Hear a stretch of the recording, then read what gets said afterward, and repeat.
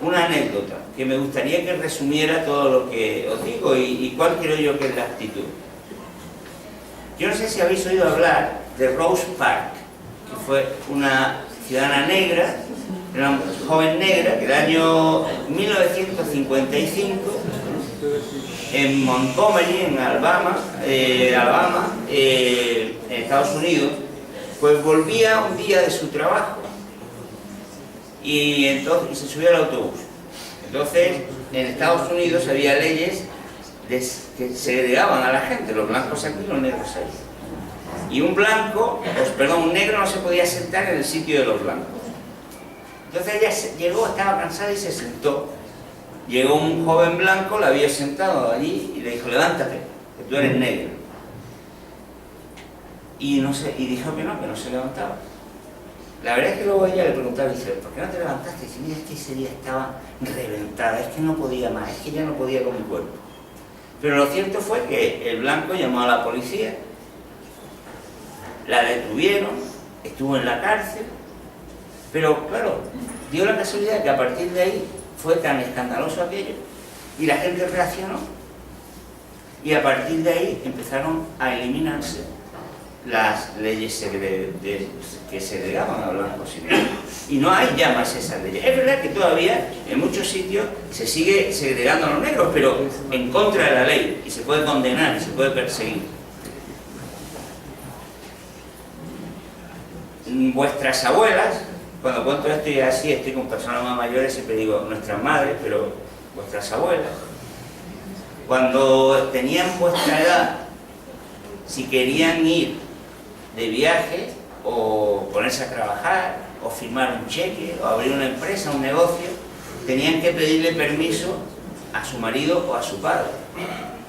¿Os imagináis las mujeres que estáis aquí, que dentro de un año o 2 o 3 o 4, cuando sea, os casarais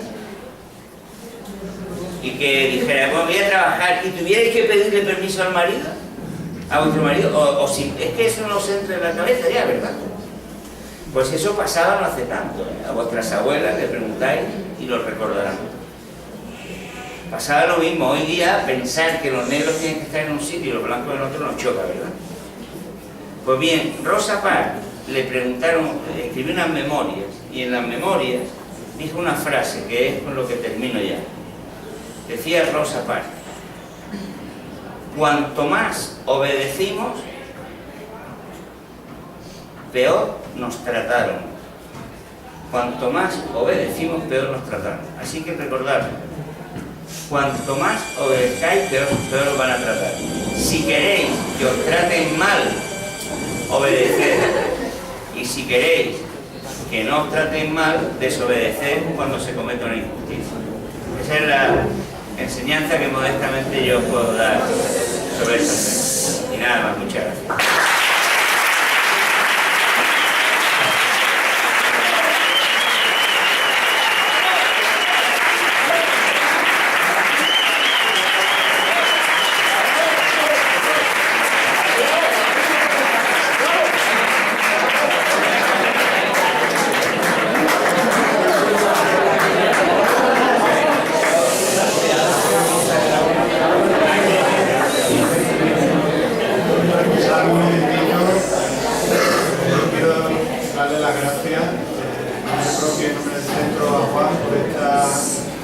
Charla tan interesante, y si podéis aguantar todavía aquí un poquito, me gustaría que aprovecharais y le hicierais alguna pregunta. Algo que os haya llamado la atención particularmente de su intervención, o alguna idea que queráis que aclare, o alguna pregunta esa que sé que habéis estado preparando. ¿Nadie se anima?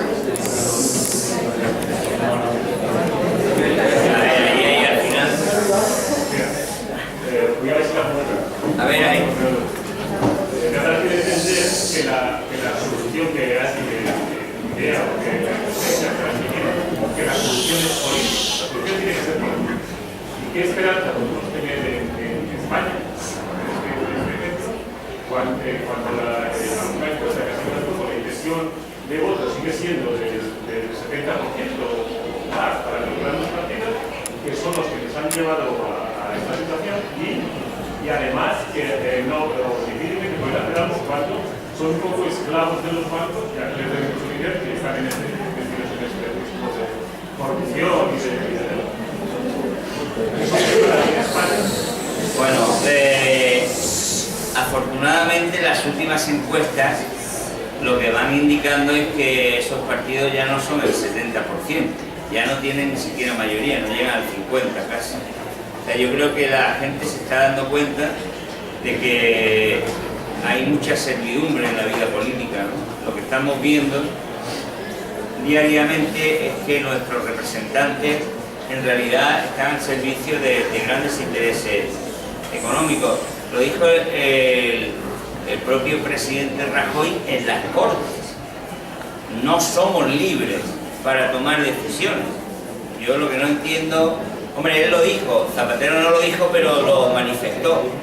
Lo que no sé es cómo se puede mantener un gobierno en su sitio cuando su presidente reconoce en un parlamento que no tiene libertad. Entonces que cierren el parlamento, que cierren el gobierno y que el señor Botín pues diga lo que hay que hacer o la gran marca, ¿no? ¿Yo qué creo? Pues creo que eso ocurre exactamente en la medida en que la ciudadanía da todo por bueno.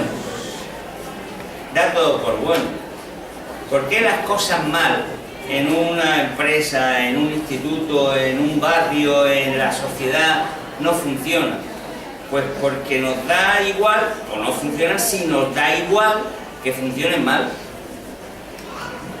Pero si enfrentamos a algo que funciona mal, es decir, si ante políticos que están robando, la ciudadanía se planta y se dice que es que hasta que no se vayan no nos quedamos tranquilos y no dejamos de estar reclamando que se vayan, pues entonces los políticos o algunos políticos seguirán robando.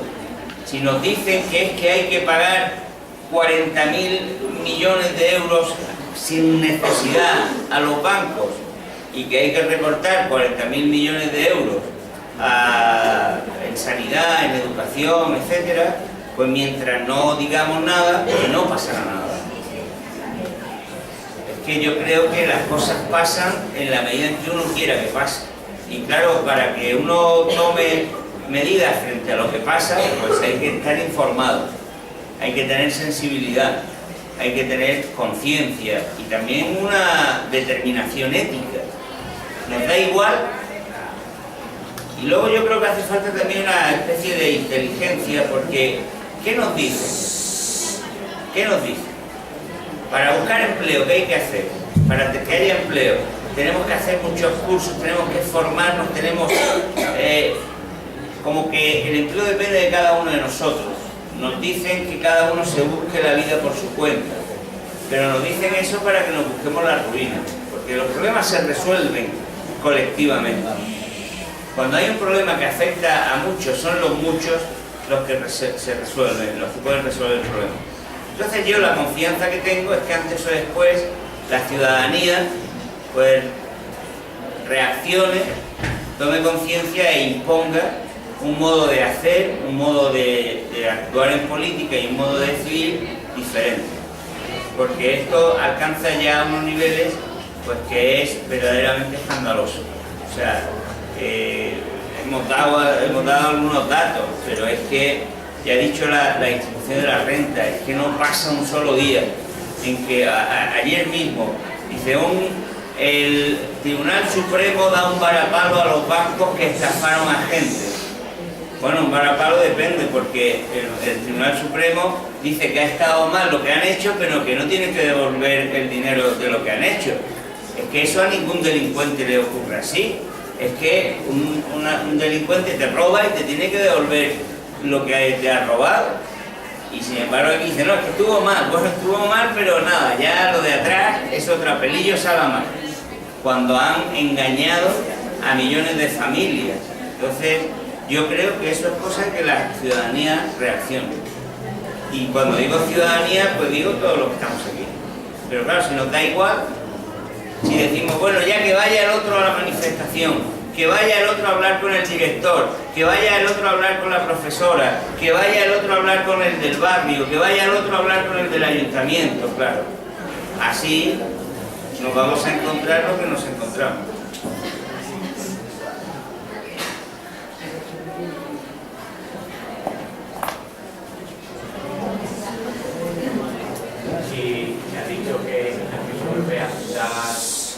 financiar directamente a los gobiernos y le da el dinero que le da a los gobiernos al banco y los bancos lo que le deja al que le da la gana, porque no anulan los estados de marcha y de igual para poder darle directamente al gobierno.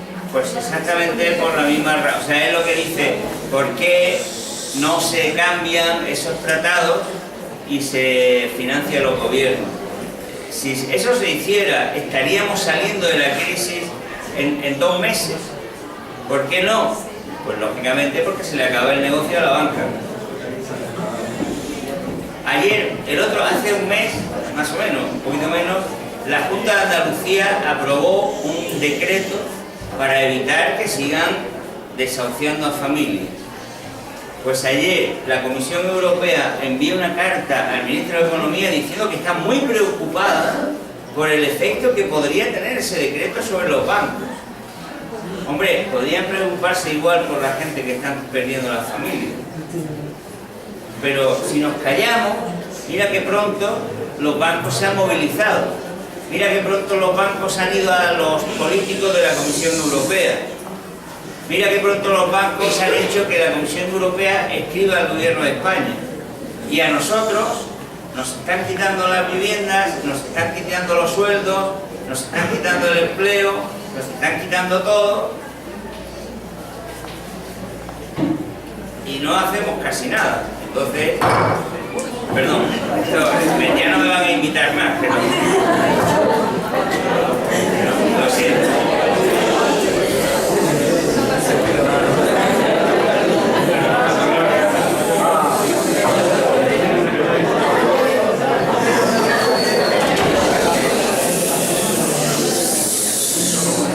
A ver, otra más.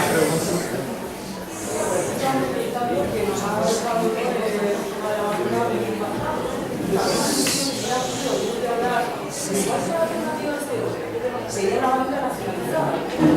Pero claro, es que en España precisamente parte del problema ha sido con la banca pública.